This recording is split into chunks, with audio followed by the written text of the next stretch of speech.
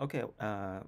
In this hour, I'm trying to show you some interesting about linear regression. So the first thing is that, as I mentioned, um, it really depends on the analyzer to choose what kind of model you like to use. But sometimes the data you collected, it apparently not linear. So we'd like to show you what if you use a linear model on nonlinear data and what it looks like, and if there's anything wrong with such kind of analyze. Okay, so basically we have some data, okay, which is right here, and it looks like this one. So it looks linear, right? So basically you can use some Python package to analyze such kind of data, okay? But it looks good, right? It looks good, okay? This is the second data set, and that is how it looks like. And from I said again, human beings is very smart. So basically, we can see that it is something like nonlinear relationship between x and y. But however, you can still use this data set to perform linear regression. So basically, we still can have such kind of regression line right here. That is the best one because it corresponding arrow, which is right here. Okay, and it's square. Okay, it's still, we say still small enough. So this orange line has the smallest MAC value, but as you can see that it should be something like this one, right? Something like this one.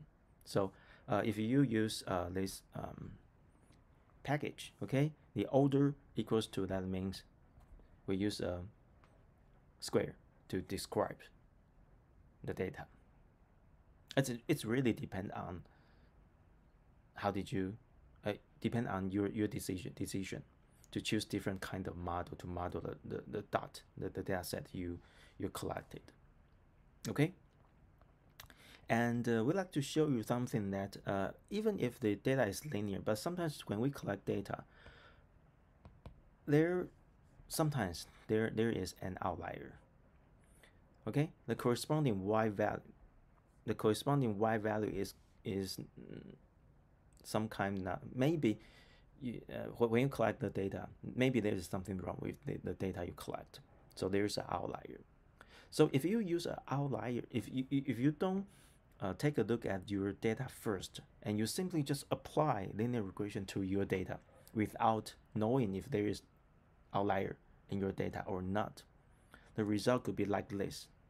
Although we know the linear line, should be less one, model one, but with this outlier, okay, even if the error of this outlier is quite huge, right? So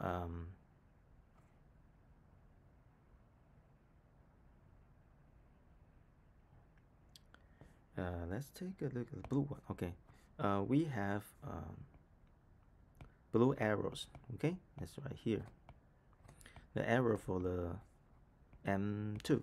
Okay, M2. And there is okay. Even if we know M1, which is the orange line, should be the better model if we consider there's an outlier. But if we don't consider outlier, the blue line M2, even if there are a lot of arrows right here and here, but the sum of the arrow is still smaller than the orange one, which is right here, the orange square. So when we use gradient descent to find the optimized M star, okay, the M2 will be the M star, and the MSC star will be the sum of these the average value of these blue squares. not the M1. So before applying linear regression, you should consider to trying to figure out if there is any outlier in your data set, because linear regression is very sensitive to the outlier.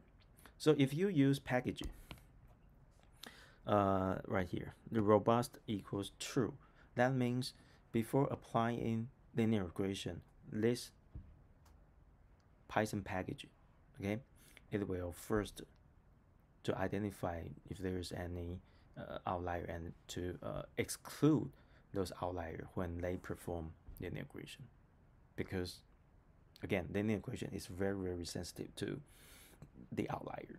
Okay, and that is even worse. We know the regression line should be right here, but if you apply linear regression without considering such kind of outlier, the regression line will be M2. Right, that is a big problem. So make sure you check the outlier before applying linear regression. And before midterm, we will teach you how to identify outliers. Okay. And we'd like to introduce a data set which is called California housing, because we have told you what is linear regression, right? Linear regression, the form of linear regression looks like this, right? Because we have some addition right here, right? We have some multiplex, right? Sometimes right here, right?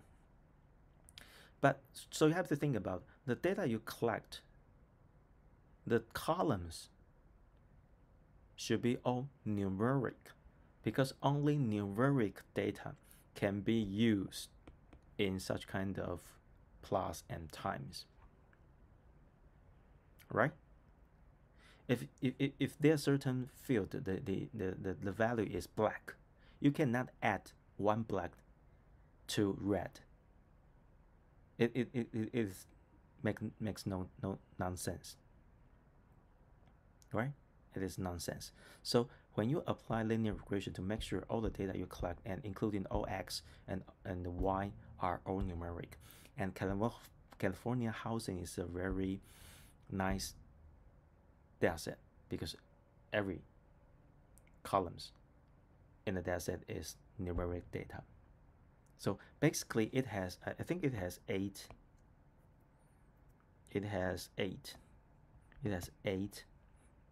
columns and plus one field, which is y. That means it has I think it has 70,000 data points right here, 8 numeric data field and 1 y. They are house data in California, and the y is the I think that is the price of the house, and they want to try to model the house in California by using 8 different features, including, for example, how many bedrooms, how many rooms, the longitude, latitude, some other information, and try to find a relationship to y. The y is the price of the house, right? So that such kind of things is very it is very nice for linear regression to demonstrate how linear regression works. Okay, so we have such kind of data, and at the first beginning, usually you want to know the distribution of each columns. So basically, you simply just use some package to draw those figures. Okay, those are distribution of each x. I think that is x1, x2, and that is x8, and then that xy. And you can see that some features, they look very normal distribution, right? And some other has 2 peaks, so on and so forth. So make sure you take a look at first at the data. And here, because we have longitude and latitude, right? So we plot those data in a surface, in a two-dimensional surface. Okay, but this analysis is not related to linear regression. We just want to plot those data. Okay, and again, you can see the scatter of x1, x2, that's xa, that's y, x1, x2, 3, that's a and y. So in the diagonal cell, those are distribution of the features, and for each cell, for example, right here, that is the scatter plot of x1 and x2 and so on and so forth. And sometimes you can see that there's a high correlation between certain features. So you can see that there's certain very high correlation between different features. Okay, so that you can observe those values. And here we have a correlation value. Okay, so again, you can take a look at this correlation value. Okay, and then we don't need to write linear regression by ourselves. We simply just apply some library, which is good enough. So for example, we use this library, right? And we have a model right here. We simply just use the fit function to analyze our training data of big X and big Y. And then the result is right here. Okay, we have intercept, which is the B, right? We have the coefficient, which is the theta 1 to theta 8. Okay, that is theta 0. And the result will be like this. So the price of the house is related to the features. And those coefficients right here demonstrate how important the corresponding feature is. If the value is large, no matter it's negative value or positive value, if it is large, that means the median house value, which is the price of the house, is sensitive to the feature, right? And it's very easy for you to understand the relationship between these features and the corresponding Y. Okay, so that is. And we can calculate the MSE value, the RMSE value. Okay, so that is okay. And before we end these topics, what I'd like to show you another interesting thing is about normalization. Okay, so take a look at this. Okay, if X is weight, Y is height. Okay, we have a data set. Okay, wait. We know the weight, the range of the weight is maybe that is between 40 kilogram to maybe 200 kilogram. The height is maybe 130 centimeters to 230 centimeters. You can see that the range between the X and Y is not we don't say similar, is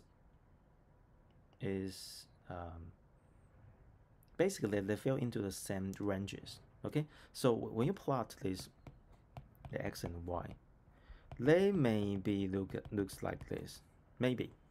Okay, but sometimes, okay, sometimes the data we collect, for example Z, the range may be between 0. To something like that. The range between your X and your for example in this example Z is a little bit different. So when you plot Z and X, you can see that the line would be the slope would be very small. Although no matter what, you can still find this line. Again, you can still find this line. by using MSE, by using gradient descent. You can find this 2.9, which is okay.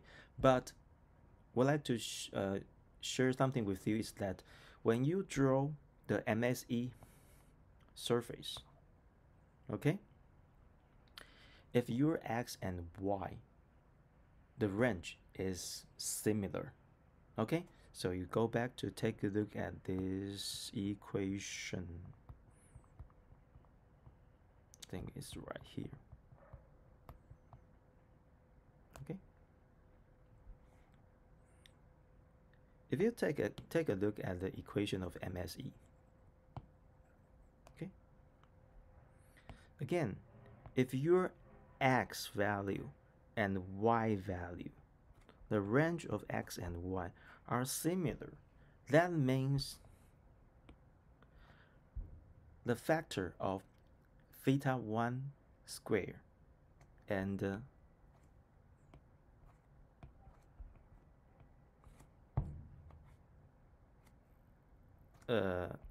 blue one, okay, the blue circles. For example, this one and this one. The factor of theta 1 square and the intercept value right here, the constant value right here, they will be similar, right? But so the shape of the MAC surface, for example, like this one, would be a little bit, would be like a basin. So to find the smallest MFC value by using the gradient descent, it would be more easier to do gradient descent in a basin shape of MSE value. Okay, MSE function. But if the y is so small, the y value is so small, so that is small, okay, and that is big, and that is big. The shape of the MSE value may become like, it is very difficult to draw that, but I will try, okay?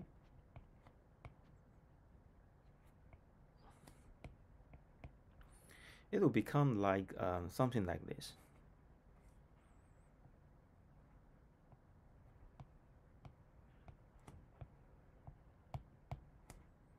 Okay, it is not a good idea to draw this, okay?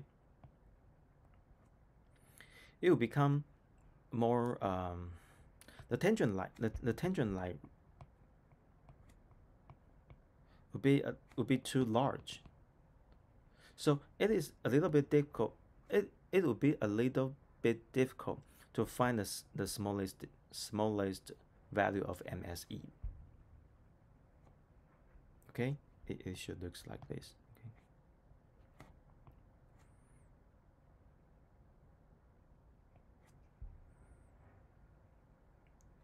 You know, when you randomly select at that point right here, it is very difficult to find the smallest value, because in one axis, for example, in this case is the theta 1 axis, the tangent line, or we say the slope, is very close to 0. So you need to take a lot of steps to jump from the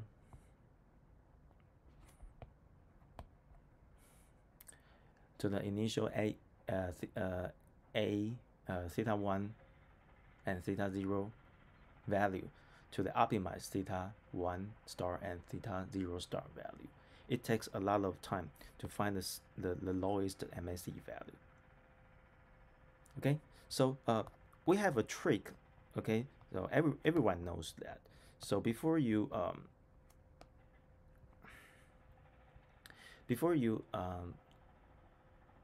analyze your data, okay, first take a look at your value of x and y. Okay, you can do min max scaling or z-score normalization. I believe you know that because in statistics class, okay, they teach you how to do so. so that you can make your x value and y value between 1 and 0, or between -1 to +1, or in a normalized distribution. You can transform your data to a more appropriate way so that the range of x and y will be similar. So in this case, the MSE function will be like a round ball, right? It will be more easily to find the lowest value. Okay, so that is the last thing I would like to talk about the gradient descent. Okay, so I think that is the slide. Okay, and then we will go to orange. Okay, to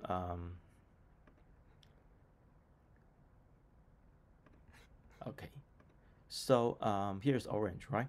So I'd like to teach you how to do linear regression by using orange. So here we have a data file right here. So you simply just click it, okay, and browse the document data set. Because California housing is a very popular example of teaching machine learning. So Orange has built-in data housing, California housing data set. Okay, so we open it, and we can see that it has 13 features. Okay, the data set is a little bit different from what we show you, but it has 13 features, and every one of them are numeric data, right? And we have 13 features right here, and the last one is the target value, and the target value itself is numeric as well. So it looks good, right? So the last one is the target, and the previous 12th one is numeric feature. Okay. After that, we can use a data table to take a look at the data. Okay, and we can see that the column with gray background is the target value. Okay, so we have a numeric target value, and we have 13 different features. Although we don't know what exactly it is, but we don't care. It is just numbers. So that is right. So the first thing I'd like to show you is that you can use rank and feature statistic and connect them to the file. So we have data right here. So here are some ranks of different features. It indicates how important the features is to the target. I think the larger value right here is that indicate the corresponding feature is more important to the target. But we will not show you what is the reason why and how it works. So if you are interested in such kind of things, you can take a look at your statistics textbook. Okay, so here's the distribution of different features. Okay, so we can see that some features are it looks like a normal distribution, right? So we have a mean value, mode, median, and correlation, minimum value, max value, something like that. Okay, so those things just take some time to take a look at it. Okay, the next thing I will show you is this one, is data sample. Okay, although it has only 506 data sample in this data set, but sometimes when we analyze data, it may have more than thousands or millions of data. So it really depends on how good your computer is. If your computer is not good enough to analyze millions of data, so you can simply just connect your input file to the data sampler. So you can choose the proportion of data. Okay, for example, we use 60% right here, okay, and we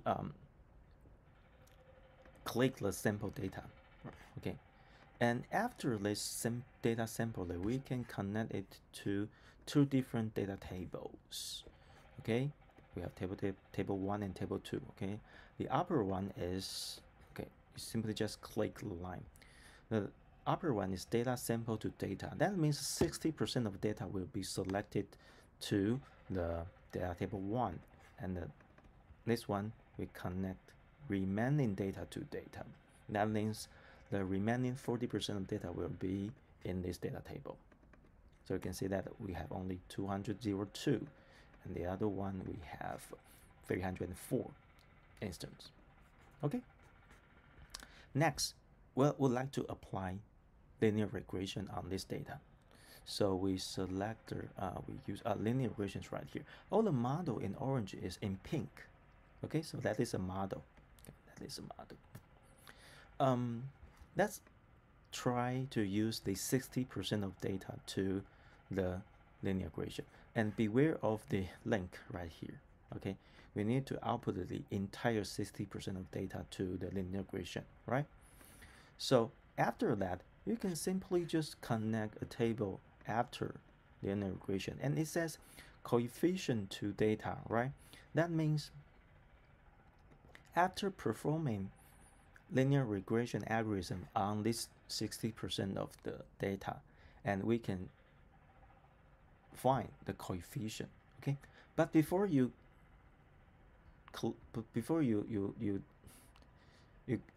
get the coefficient data, first I think you should double click the linear regression, because there the linear regression in orange would be very complex. There are several different versions of linear regression. So in today's class, we teach you the very basic linear regression. So basically, you have to select no regularization. We will have another class to teach you what is regularization. So we use the basic linear regression. Okay, so that is.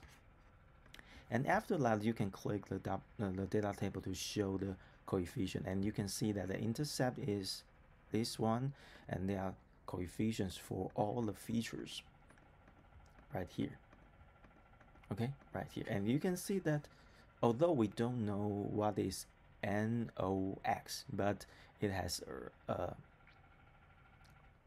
bigger value, okay, in coefficient. So that means NOx feature is very sensitive to the price of the house in California, and so on and so forth. Okay, so that is the result. Okay, so that is the one way you can use it. Okay, so the other way is to do testing. Okay, so here we have a green evaluation called test and score. Okay, test and score needs two input. The one input is the training data. So again, you have to select data to data. Okay, the first one is training data. So you use 60% of data as the training data, and the other thing is you need to connect a algorithm to the training data, right? To the training data. So again, you have to click the test and score and make some decision. Okay, make some choice right here. Okay, because there are several different type of test and score. Okay, and you can see that at the left hand side, okay, we have 6 different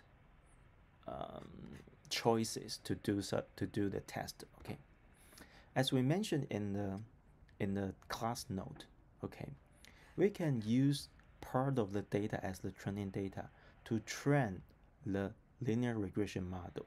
So in this case, we can obtain the linear regression model right here, right? So we have all the coefficients, and then we can use some other data set.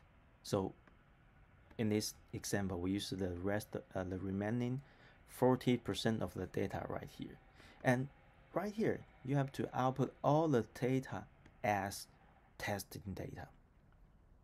So in this test and score, we use the first 60% data to train this linear regression model, and they would like to test the rest of the 40% of data.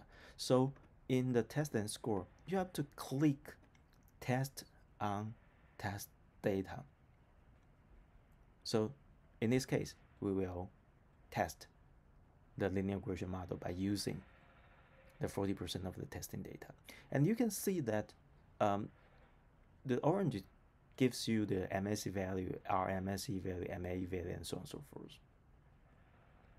Okay, so most of the time, when we do such kind of analysis, we like to compare different linear regression model, right? So so we can again click. We can add another linear regression model right here. So let's give it a name. Okay, we say it is a linear regression with regularization. Okay, we simply just use one of the regularization, for example, L2. Okay, so that is the L2 regularization, right? So we can again add even more linear regression. So that is the linear